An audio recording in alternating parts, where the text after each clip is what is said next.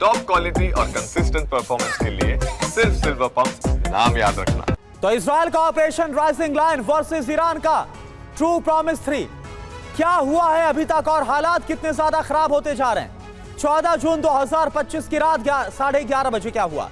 Israel ने Iran पर हमला किया, ड्रोन से कई शहरों पर अटैक किया। ईरान के कई शहरों पर अटैक किया गया। तेहरान ऑयल डिपो में आग लगी है। बंदर अब्बास में हमला किया गया। कई इलाकों में ड्रोन अटैक किया गया। होर्मुज में एयर स्ट्राइक की गई। अहवाज शहर पर ड्रोन से अटैक किया गया। 15 जून की बात करें, रात 1:30 का वक्त, ईरान का इजराइल पर हमला, जवाबी हमला, रिटेलिएशन। हाइफा शहर पर मिसाइल अटैक किया गया। 40 से ज्यादा मिसाइलों से हमला किया गया। तेल रिफाइनरी में आग लग गई है।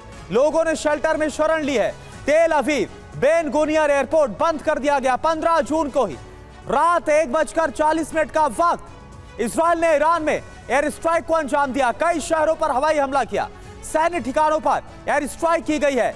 ये जो हालात है वो इस वक्त बन गए बहुत ही विध्वंसक हालात। हमारे साथ खास मेहमान मौजूद है, उनका हम रुख करते हैं। पहले आपको इंट्रोडक्शन दे दे।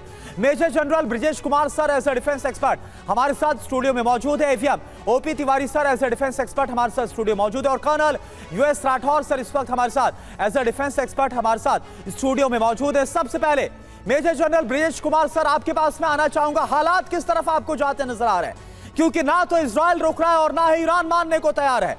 भले अमेरिका हो, रूस हो, तमाम कंट्रीज बोल रहे हैं कि बातचीत होनी चाहिए और तुरंत यहां पर जो युद्ध है उसको रुकना चाहिए। करुणा, ये जो लड़ाई है इजराइल की एग्जिस्टेंशियल थ्रेट के ऊपर में, इजराइल नहीं चाहता है कि ईरान के पास एटॉमिक हथियार हो।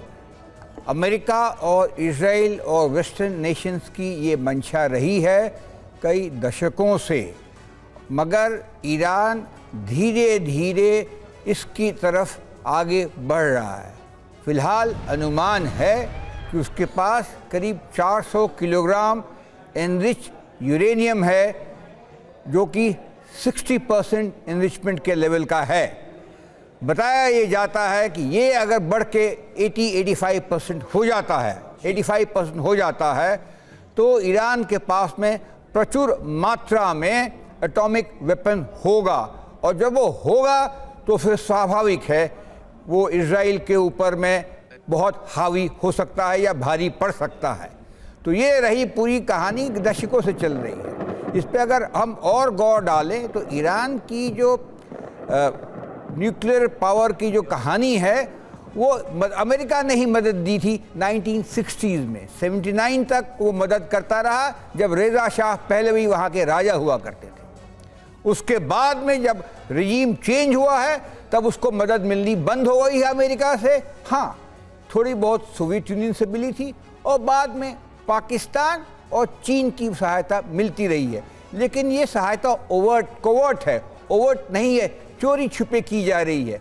तो अभी हम देख रहे हैं ये जो लड़ाई है शुरू हुई है 1.5 साल पहले, जब ईरान अपने प्रॉक्सीज के द्वारा इजराइल के ऊपर में हमला किया था अक्टूबर 2023। सर ये बड़ी बात है। और लेकिन सर जो हालात बनते नजर आ रहे हैं, अमेरिका एक अहम साझेदार के तौर पर पूरी मदद के साथ इजराइल के साथ खड़ा है। क्या जो आपने बताया कि कोवर्ट तौर पर अभी तक मदद कर रहे थे, चाहे वो रशिया हो या तमाम दूसरे कंट्रीज हैं, वो ईरान के साथ डायरेक्टली इन्वॉल्व हो सकते हैं, क्या सीधी मदद कर सकते हैं? इस पर भी हम बात करेंगे। एक और बड़ी खबर ईरान के हमलों से, हाइफा दहल गया इजराइल पर एक और बड़ा अटैक।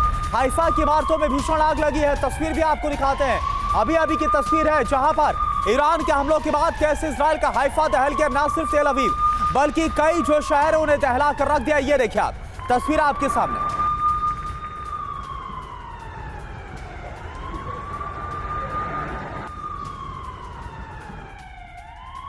और एक और बड़ी खबर, हाइफा की तेल रिफाइनरी में भीषण आग लगी है। ईरान के मिसाइल हमले के बाद ही आग लगी है। हाइफा में तेल रिफाइनरी को टारगेट पर लेकर अटैक को अंजाम दिया। और ये देखिए आप, तस्वीर आपके सामने, रिफाइनरी से आग और धुआं उठता हुआ नजर आ रहा है। तो एक तरफ इजराइल ईरान के ऊर्जा ठिकानों पर बारूद बरसा रहा है और कुछ ऐसा ही ईरान भी कर रहा है बदले की कार्रवाई के तौर पर।